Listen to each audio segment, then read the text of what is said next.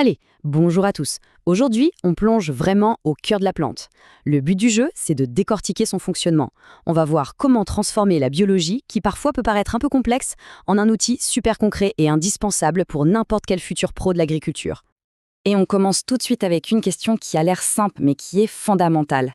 Comment une plante, elle fait comment pour savoir quand c'est le bon moment pour germer, pour grandir ou encore pour faire ses fleurs? Elle n'a ni cerveau, ni agenda, et pourtant elle se trompe rarement. Eh bien, c'est ce petit secret qu'on va essayer de percer ensemble. Bon, pour commencer, on va poser les fondations. C'est notre première section. Avant même de penser à gérer une culture, il faut comprendre ces deux modes de fonctionnement de base. C'est un peu comme ces deux logiciels internes. Il y a le programme « Je prends du volume », ça c'est la croissance, et puis il y a le programme « Je passe les étapes de ma vie », et ça c'est le développement. Et attention, c'est hyper important de ne pas mélanger les deux. La croissance, c'est simple, c'est le fait de grandir, de prendre de la masse, du volume. On peut le mesurer, le peser. Le développement, c'est autre chose. C'est son parcours de vie, ses étapes, la germination, la floraison. C'est comme passer de bébé à adulte. Bien sûr, les deux sont liés, mais ce sont vraiment deux processus distincts. Donc, si on zoome sur la croissance, c'est tout simplement ça, l'augmentation de la taille, de la masse. C'est le résultat purement physique, si on veut, de la division de ces cellules et de leur expansion. En gros, la plante fabrique de la matière et elle grossit. Et le développement, lui, c'est le scénario de sa vie. C'est la séquence des changements. On passe d'un stade à un autre. Et à chaque étape, la plante gagne de nouvelles fonctions, de nouveaux organes comme les fleurs ou les fruits.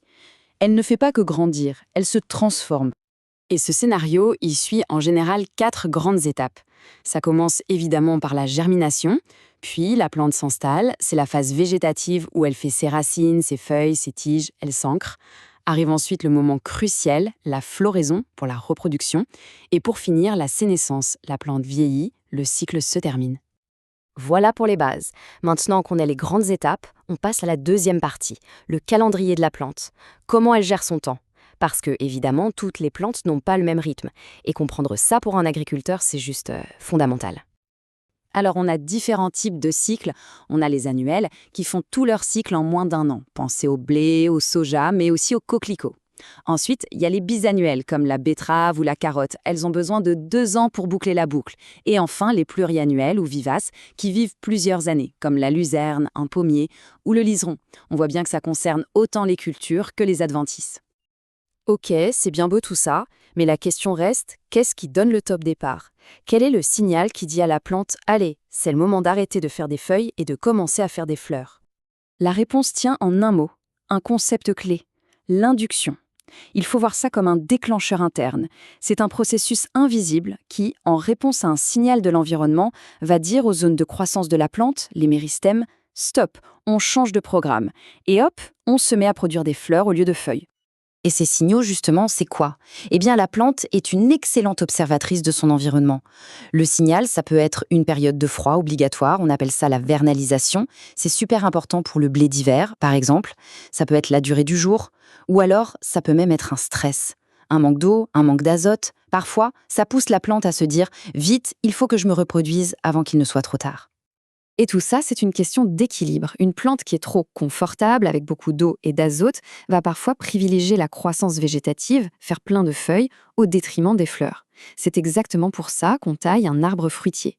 En le taillant, on manipule cet équilibre pour le forcer, entre guillemets, à produire des fruits. C'est un parfait exemple d'application agronomique. Allez, on attaque la dernière partie, la plus pratique. Maintenant qu'on a ces bases, comment on s'en sert sur le terrain? Comment on transforme cette connaissance en de vraies décisions agronomiques juste en observant un champ? La toute première chose à faire, c'est de savoir à qui on a affaire. Il y a 2 grandes familles à connaître par cœur, les monocotylédones, qui incluent toutes les graminées, et les dicotylédones, qui incluent par exemple les légumineuses. Et là, il y a une règle d'or et un piège à éviter. La règle, toutes les graminées sont des monocotes, toutes les légumineuses sont des dicotes. Facile. Mais le piège, c'est que l'inverse n'est pas vrai. Toutes les monocotes ne sont pas des graminées et toutes les dicotes ne sont pas des légumineuses. C'est une petite nuance, mais sur le terrain, elle fait toute la différence. Bon, ok, mono quelque chose, dico machin. Mais concrètement, pourquoi on s'embête avec ça? En quoi c'est si important de faire la différence? Eh bien, ça change absolument tout. Déjà, pour le désherbage, la plupart des herbicides sont soit antigraminés, soit antidicotes. Donc si on se trompe, on grille sa culture. Ensuite, la fertilisation. Les légumineuses captent l'azote de l'air, donc pas besoin d'engrais azotés pour elles. C'est une sacrée économie. Et puis, leur présence nous dit énormément de choses sur la santé du sol. C'est ce qu'on appelle les plantes bio-indicatrices. L'idée est toute simple. Une plante ne pousse jamais quelque part par hasard. Si une espèce domine dans un champ, c'est qu'elle y trouve des conditions qui lui plaisent particulièrement. C'est un vrai symptôme de l'état du sol. Grâce à elle, on peut avoir une idée du pH du sol, s'il est acide ou calcaire.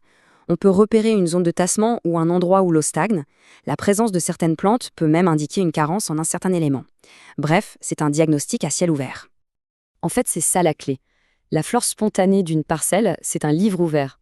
Apprendre à lire les plantes, c'est tout simplement apprendre à lire le sol. Ça ne remplace pas une analyse, mais ça donne des pistes incroyablement précieuses. Donc, si on devait résumer ce qu'il faut absolument retenir, ce serait ça.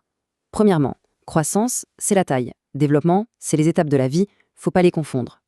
Deuxièmement, une plante a un calendrier interne, mais il est déclenché par des signaux extérieurs.